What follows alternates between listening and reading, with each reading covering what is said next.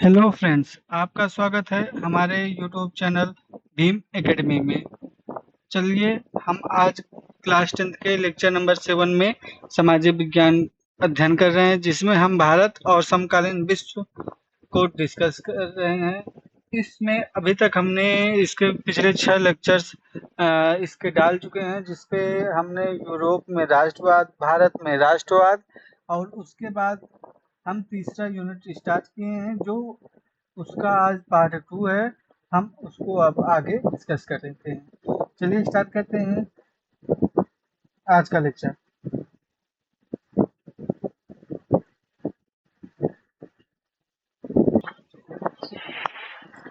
इस लेक्चर में हम खंड 2 जीविका, अर्थव्यवस्था और समाज में पार्ट 2 पढ़ेंगे। पार्ट 1 हम डिस्क्रिप्शन में इसकी लिंक डाल देंगे, आप वहां से पार्ट 1 देख सकते हैं। तो चलिए स्टार्ट करते हैं। आज क्या क्या टॉपिक डिस्कस करेंगे।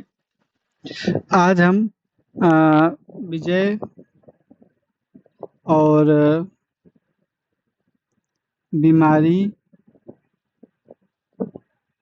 बीमारी, व्यापार, अमेरिका का दुनिया से जुड़ाव, 19वीं सदी 1815 से लेके 1914 तक का सफर, ब्रिटेन में खाद्य समस्या और कॉर्न लॉ, वैश्विक कृषि अर्थव्यवस्था का उदय 1890 तक, अफ्रीका का बंटवारा आदि लेक्चर्स को हम आज डिस्कस करेंगे। तो चलिए स्टार्ट करते हैं विजय, बीमारी और व्यापार इस टॉपिक को, जिसमें विजय, बीमारी, व्यापार, इसका क्या अर्थ हुआ। मतलब कि पहले के जो अमीर देश हुआ करते थे, उनको विजय यानी कि जीत के लिए, बीमारी यानी कि जीत कैसे हो, चाहे वह जैविक रूप से हो चाहे वह व्यापार रूप से हो, तो उनका लक्ष्य था विजय, बीमारी और व्यापार। तो यूरोपीय खोजों और उनका प्रभाव क्या हुआ था। 16वीं सदी में यूरोपीय नाविकों ने एशिया का समुद्री मार्ग ढूंढ लिया था और पश्चिम सागर को पार करते हुए अमेरिका तक जा पहुंचे थे। इससे पूर्व आधुनिक विश्व का एक छोटा और जुड़ा हुआ और गहरा हो गया। यानी कि इससे क्या हुआ कि अमेरिका का पूर्व आधुनिक युग से एक जुड़ाव जुड़ गया।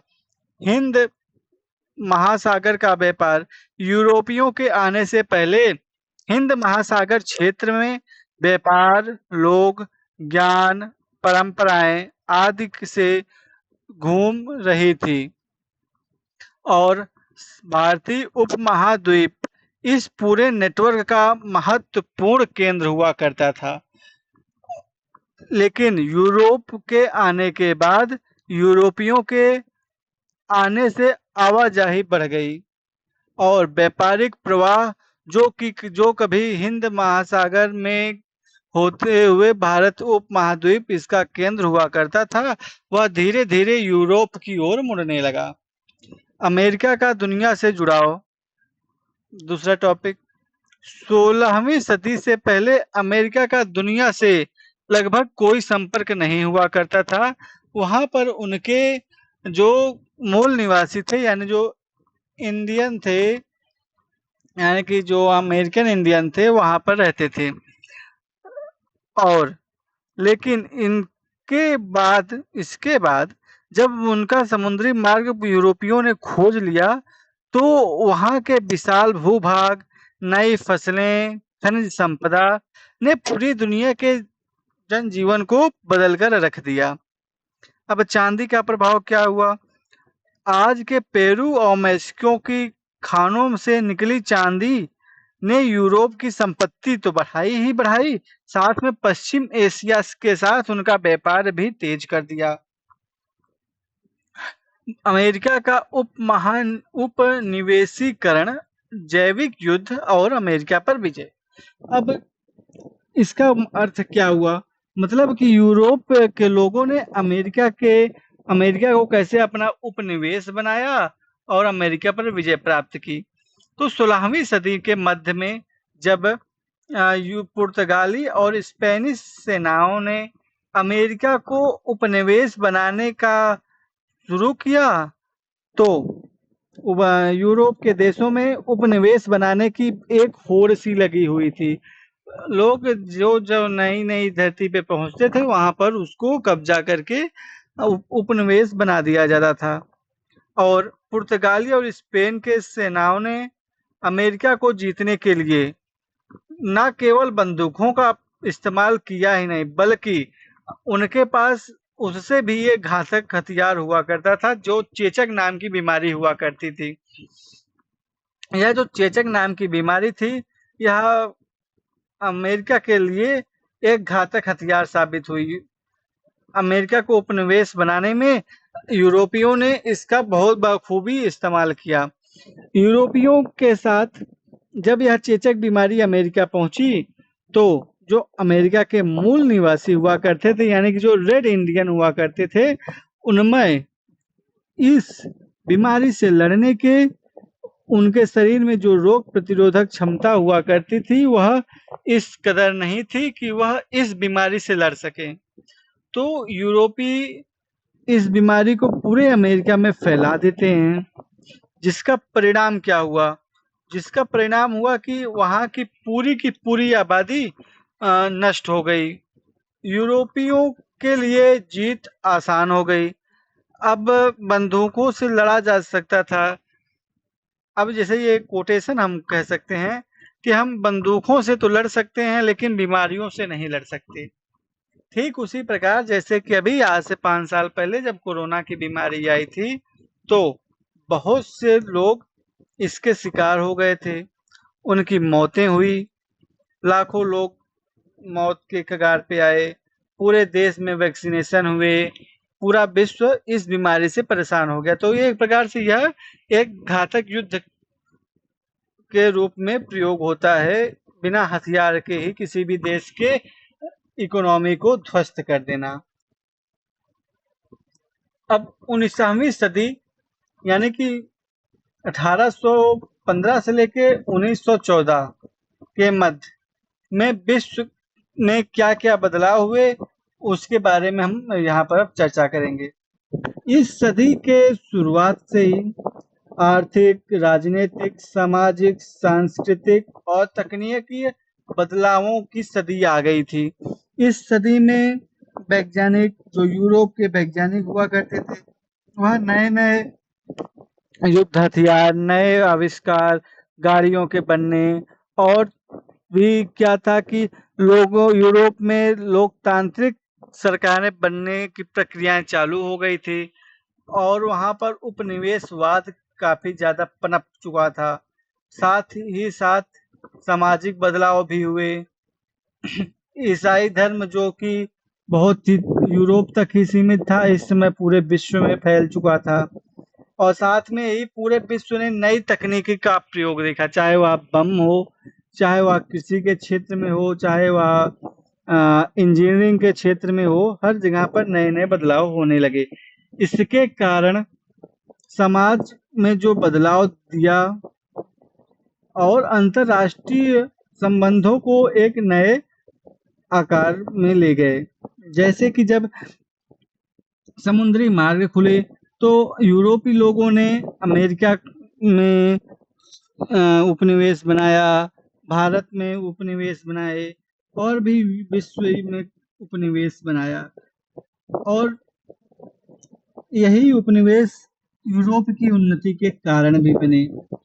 अंतरराष्ट्रीय अर्थव्यवस्था विनिमय के प्रभाव, यानी कि अब अंतरराष्ट्रीय जो आर्थिक विनिमय के प्रभाव थे वो क्या हुए, अब हम इस प्रकार समझ सकते हैं।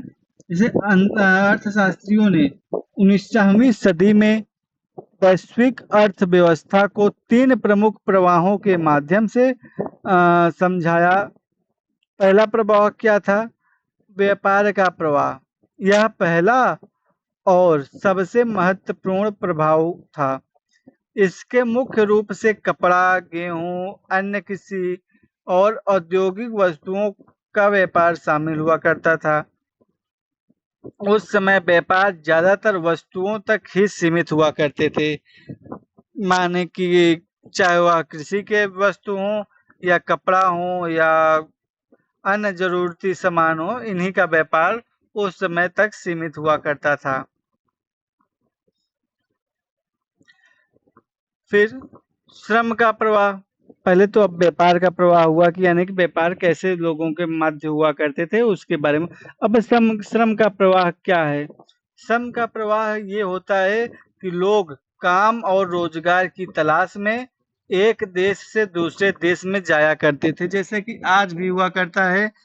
बहुत से भारतीय जो हैं वो दुबई यानी कि अरब देशों में जाकर वहाँ पर रोजगार तलाशते हैं, यानी कि वहाँ की जो डेली रूटीन वर्क्स होते हैं वो यहाँ से जाके वहाँ पर लोग कर रहे हैं, यानी कि वो मजदूर, एक प्रकार से मजदूरी हुई। या फिर हम कह सकते हैं जो हमारे इलाके से लोग जाते हैं बड़े शहरों में काम करने के लिए, तो वह एक प्रकार से श्रम का प्रवाह ही है। इसमें कौन कौन शामिल हुआ करता था? मजदूर, कारीगर, खेती हार मजदूर हुआ करते थे।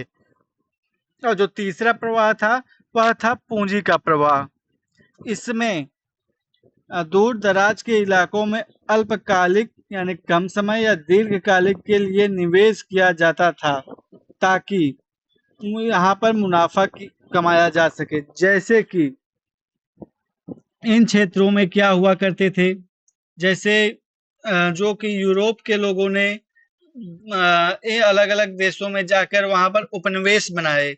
तो उपनिवेश क्या था? उस उपनिवेश को स्थापित करने के लिए पूंजी की भी आवश्यकता होती थी, तो वह पूंजी उनको वहां पर निवेश का ही कार्य किया। और साथ में ही वहां पर जब उन्होंने उपनिवेश बनाए, वहां पर सामानों को इकट्ठा किया, तो उनको परिवहन की भी आवश्यकता पड़ी, तो उन्होंने परिवहन डाले। वहां पर कच्चे वस्तुओं को बनाने की आवश्यकता पड़ी तो उद्योग डाली, और उपनिवेश में ही खानों की आवश्यकता थी तो वहां पर खानों की डाली, खान बनाए यानी कि माइंस बनाई। तो ये सब क्या था? निवेश में ही शामिल हुआ करते थे। अब प्रवाहों के बीच संबंध और चुनौतियां क्या हुई? परंपराएं यानी कि परस्पर जुड़ाव। ये तीनों प्रवाह एक दूसरे से गहराई से जुड़ा हुए थे। व्यापार बढ़ने पर पूंजी निवेश बढ़ता था, और जहां निवेश बढ़ता था वहां पर काम की तलाश में श्रमिक भी पहुंचते थे। ये सामूहिक रूप से लोगों के जीवन को प्रभावित करते थे। बंदिशें क्या थी?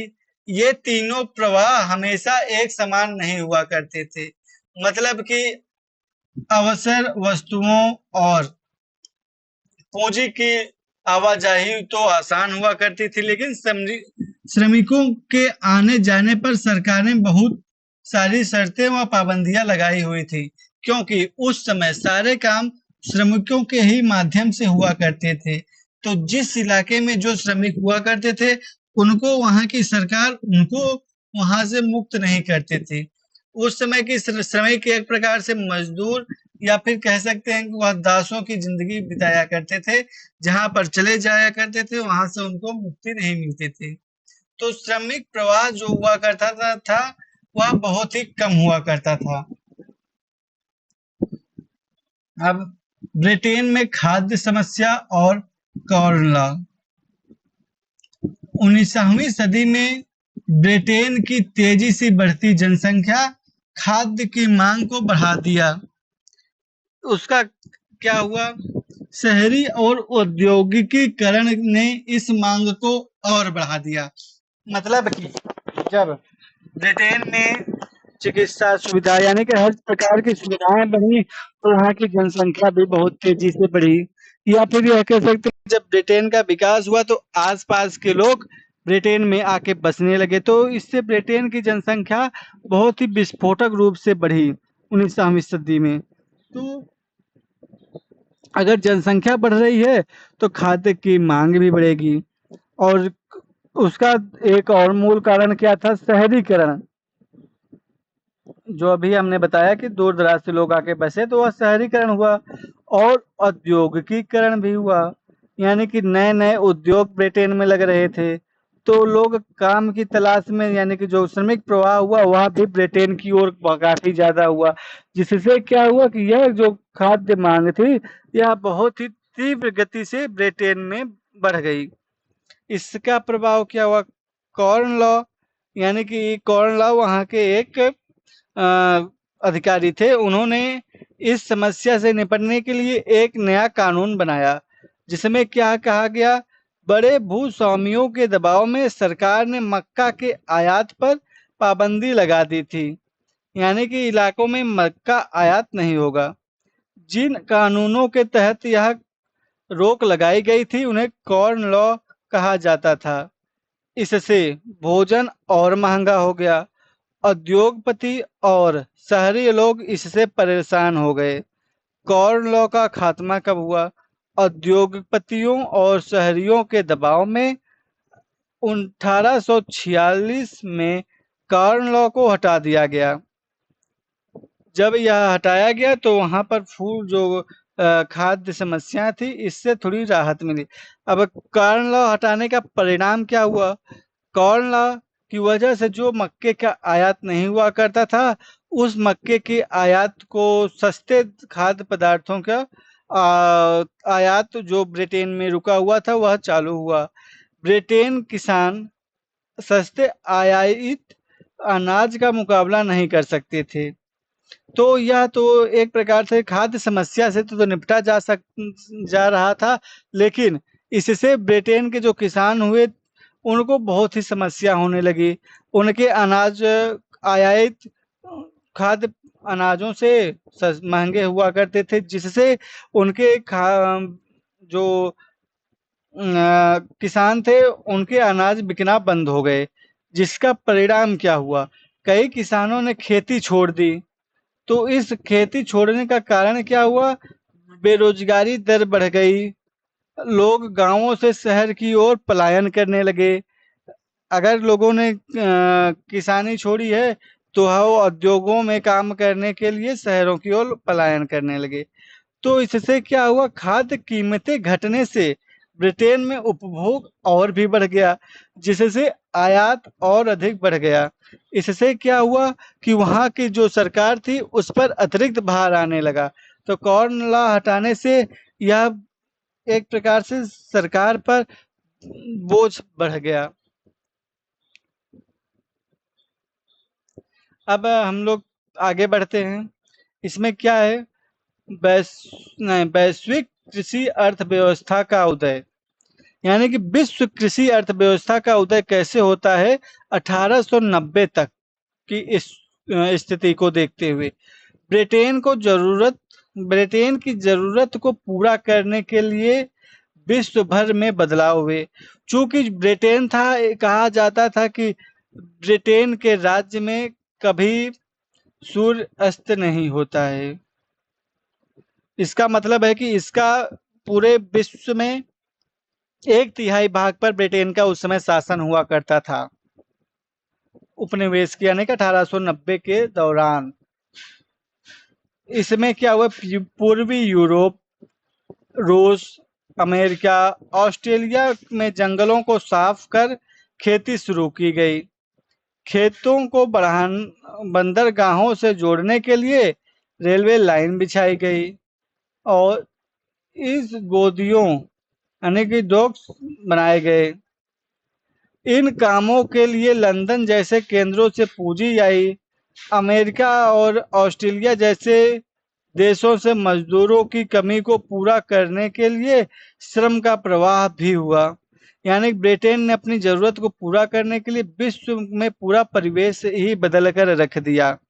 श्रम का विशाल प्रवाह। तो चलिए हम श्रम के विशाल प्रवाह को देखते हैं।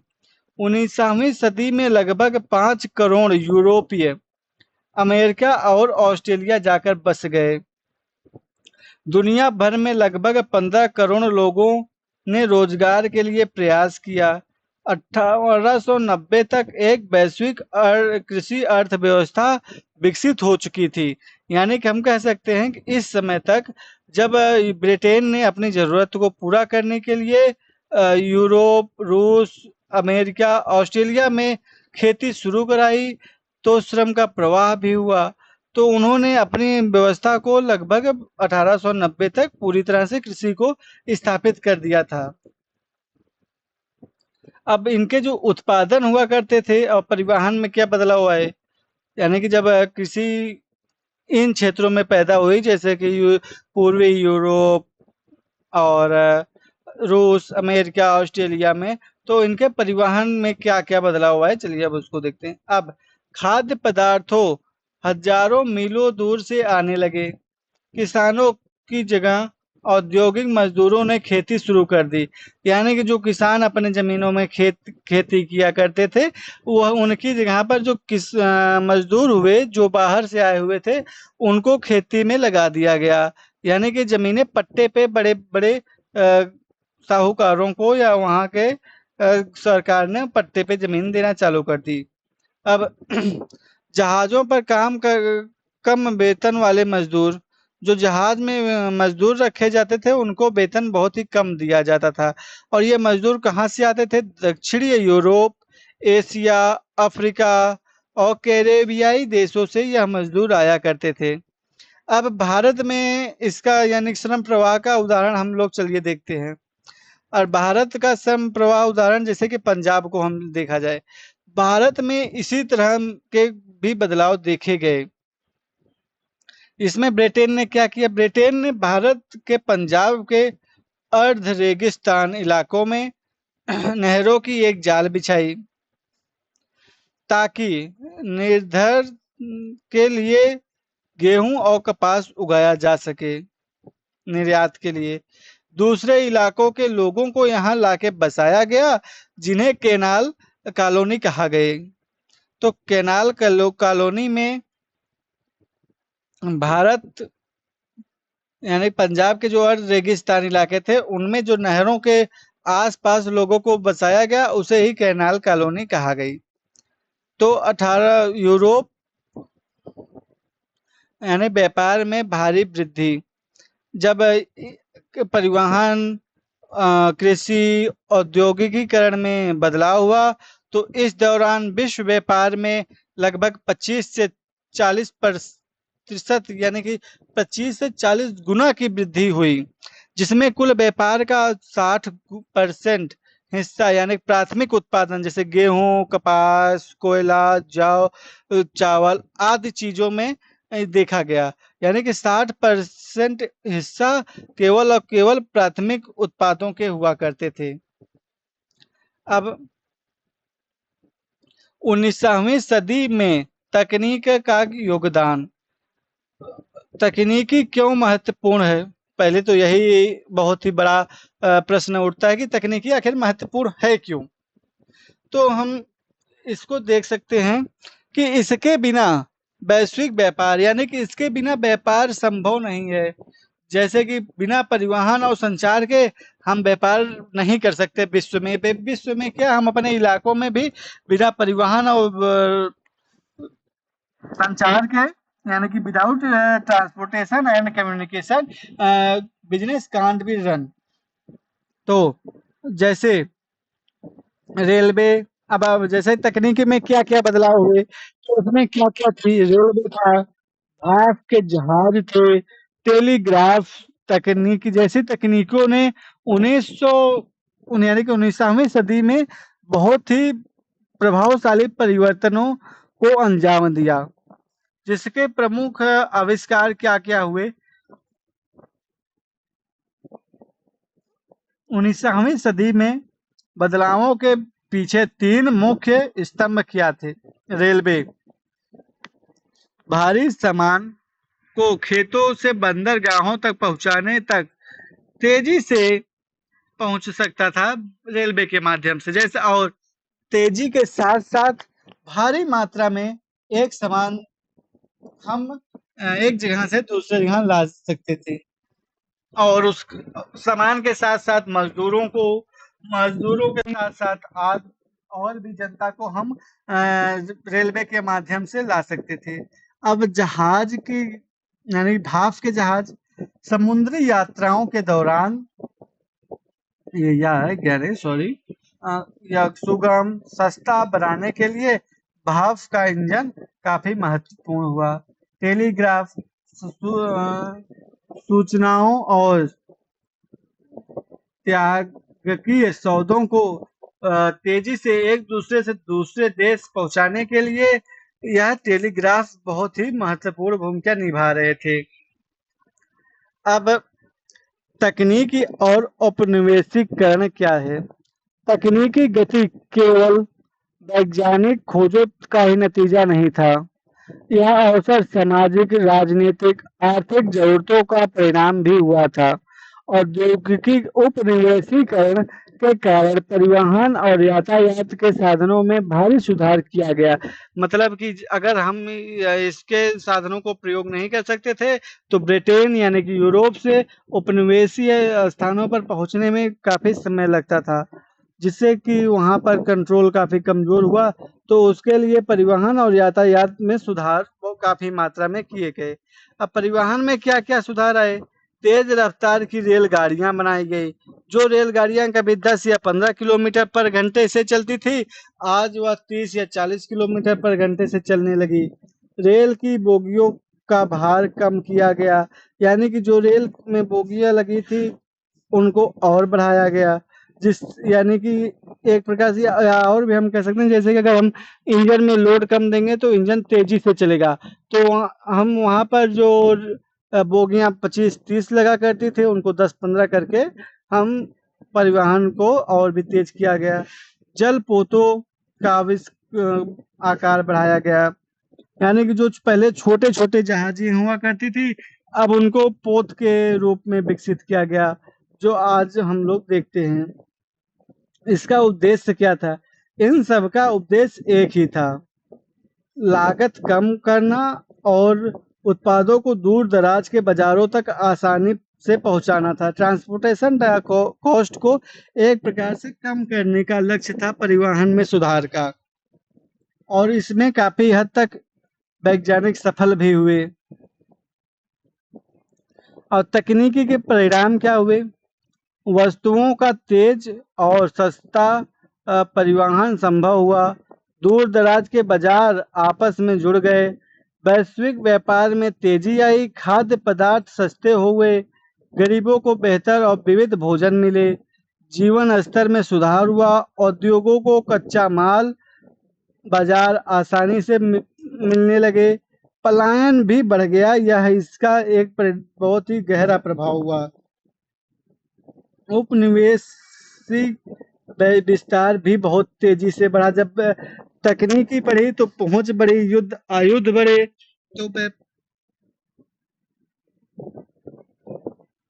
यूरोप के लोगों ने अपने उपनिवेशिक क्षेत्र भी बढ़ाने चालू किए। सामाजिक अशांति घट गई, यानी कि जब लोगों के पास युद्ध पोत आए या फिर बंदूकें आई, बारूद आए, गोले आए, तो इससे क्या हुआ कि एक दूसरे के क्षेत्र पर कब्जा करने का लोगों में एक होड़ मच गई। तो इस उसमें युद्ध भी बहुत ही तेजी से हुए। और लेकिन इससे क्या हुई? राजनीतिक स्थिरता भी आई। अफ्रीका का बंटवारा। अफ्रीका में देशों की सीमाएं सीधी रेखाओं में खींची गई, यानी कि स्थानीय परिस्थितियों को बिना देखे जो ब्रिटेन के लोग थे उन्होंने अफ्रीका के देशों को सीधी यानी कि एक समांतर रेखाओं में, यानी कि अपने व्यापार को चलाने के लिए उन्होंने एक समांतर रेखाओं में देशों का बंटवारा किया, जबकि उन्होंने स्थानीय परिस्थितियों को बिना देखे यानी कि उनकी अनदेखी कर गई। 1885 में बर्लिन कॉन्फ्रेंस में यूरोपीय शक्तियों ने अफ्रीका का, यानी कि उन्होंने वह बर्लिन में बैठे बैठे अफ्रीका के देशों का बंटवारा कर डाला।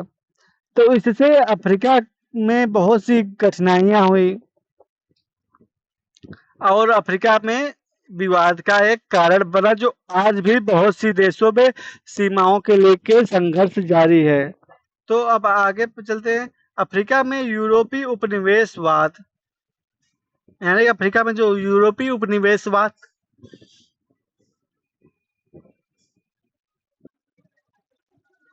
चुनौती, अवसर और श्रमिक समस्याएं। अफ्रीका का पारंपरिक जीवन क्या था? अफ्रीका में जमीनें और पशुधन तो प्रचुर मात्रा में थे, लेकिन यहाँ की जनसंख्या बहुत ही कम थी। अर्थव्यवस्था जमीन और पशुपालन पर आधारित थी, यानी कि जो अफ्रीका की जनसंख्या अर्थव्यवस्था थी वह जमीन और पशुपालन पर निर्भर हुआ करती थी। मुद्रा या वेतन श्रम का चलन नहीं हुआ करता था, यानी कि यूरोपियों को आने से पहले वहां की जो परिस्थिति